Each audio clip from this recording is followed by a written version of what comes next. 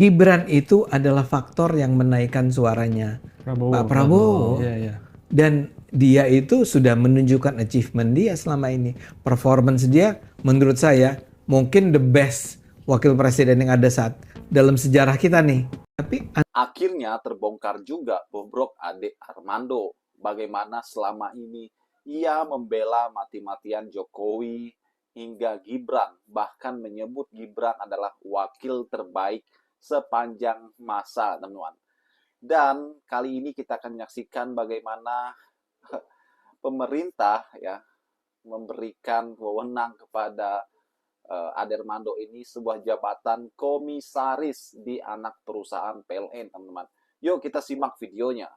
Ade Armando, seorang politisi PSI yang mendapatkan jabatan komisaris di PLN Nusantara Power. Inilah yang saya kira kalau kita mau jujur belakangan ini cukup ramai dan cukup viral di kanal-kanal media sosial, baik di X, baik di IG ataupun di TikTok ya. Apa kompetensinya yang kemudian membuat Ade Armando itu yang ahli komunikasi, backgroundnya adalah komunikasi, seorang peneliti ilmu sosial, tiba-tiba harus menjadi komisaris yang terkait dengan setrum-setrum dan PLN itu nggak nyambung. Bismillahirrahmanirrahim. Assalamualaikum warahmatullahi wabarakatuh. Kali ini saya ingin bicara tentang keriuhan di media sosial sehari dua hari ini terkait dengan Ade Armando, seorang politisi PSI yang mendapatkan jabatan komisaris di PLN Nusantara Power. Inilah yang saya kira kalau kita mau jujur belakangan ini cukup ramai dan cukup viral di kanal-kanal media sosial, baik di X, baik di IG ataupun di TikTok ya. Kenapa ini menjadi ramai? Kenapa ini menjadi spektakuler? Menjadi perbincangan publik? Saya kira menyangkut beberapa hal. Pertama, ini tentu tidak terlepas dari sosok Ade Armando yang selama ini tampilan politiknya ke publik itu adalah sebagai sosok salah satu yang menjadi pembela utama dari kekuasaan, pembela utama dari pemerintahan saat ini. Jadi wajar kalau kemudian ketika Ade Armando mendapatkan posisi sebagai komisaris, banyak yang kemudian mengatakan bahwa akhirnya Ade Armando dapat juga komisaris. Alhamdulillah komisaris. Artinya apa? Upaya-upaya bagaimana Ade Armando yang terus menempatkan posisinya sebagai pendukung pemerintah, pendukung kekuasaan hari ini, itu tidaklah sia-sia karena kemudian diganjar dengan jabatan komisaris. Itulah yang saya sebut memang kehadiran sosok Ade Armando sebagai politisi PSI dalam banyak hal memang selalu menuai sorotan. Jadi wajar kalau kemudian ketika posisinya saat ini mendapatkan komisaris itu menjadi pergunjingan. Itu tidak terlepas dari kiprah-kiprah dari Ade Armando sebagai salah satu sosok yang paling tegak lurus dan paling terdepan, selalu memberikan bagaimana pembelaan-pembelaannya terhadap kubu kekuasaan dan pemerintah hari ini. Nah, yang kedua, ini tentu tidak terlepas dari bahwa sebenarnya apapun yang dilakukan oleh seorang politisi itu ujung-ujungnya adalah untuk mendapatkan kekuasaan politik. Artinya apa? Ketika politisi memberikan statement dukungan-dukungan termasuk kepada dukungan kepada pemerintah, ya sebenarnya ada sesuatu yang ditarget adalah kekuasaan. Pertanyaannya adalah apakah salah jika seorang pendukung pasangan presiden dan wakil presiden ketika yang diusung itu menang, kira-kira begitu, pendukungnya itu minta jatah dan mendapatkan jatah, apakah itu ada yang salah? Saya kira sebenarnya tidak ada persoalan apapun. Jadi kalau orang seperti Ade Armando yang sejak awal misalnya mendukung Prabowo dan Gibran, tegak lurus selalu memberikan dukungan-dukungan dan pembelaan secara total, at the end mendapatkan komisaris adalah hal lumrah dalam konteks demokrasi elektoral. Kenapa? Karena sejatinya para pendukung setia, para pendukung loyal selayaknya memang mendapatkan kekuasaan. Artinya apa? Ketika Anda semua menjadi pendukung pemenang, maka wajib hukumnya mendapatkan kekuasaan itu dengan konsesi. Bisa jadi menteri, wakil menteri, kepala badan, kepala lembaga, dapat komisaris, staf ahli, staf khusus, dan seterusnya. Itu sangat layak karena kontribusinya dalam konteks memenangkan dan berkontribusi bagaimana pertarungan itu bisa dimenangkan. Yang agak aneh itu kalau orang yang kalah, kalau pihak yang kalah juga ikut-ikutan minta jabatan politik. Kan sangat aneh. Kalau partai politik, kalau sosok orang-orang yang dulu sangat frontal, sangat vokal kepada Prabowo, sangat vokal ketika Pilpres kemarin, Kalah dia waktu pemilu 2024, tiba-tiba juga mendapat kekuasaan. Ini aneh dan bahkan cenderung tidak tahu malu kan?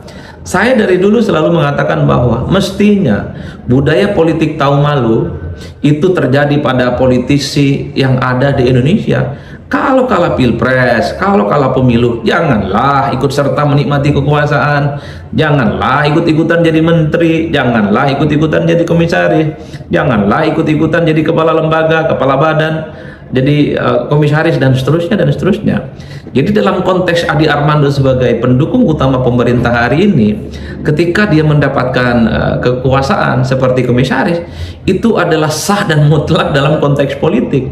Justru yang ingin saya katakan adalah kalau kita semua ikut berpolitik, memenangkan kompetisi, mendukung orang, wajib hukumnya mendapatkan kekuasaan. Jangan sampai mendukung orang mati-matian, gontok-gontokan, terjadi bully-bulian, setelah yang kita dukung menang tidak dapat apa-apa.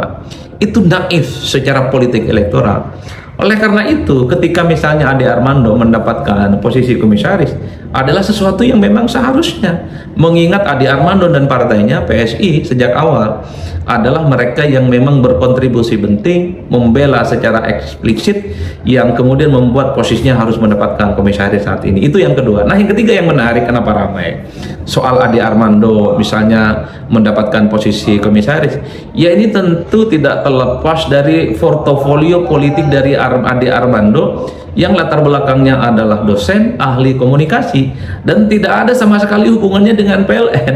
PLN itu kan soal setrum, ya kan, soal perlistrikan dan seterusnya dan seterusnya.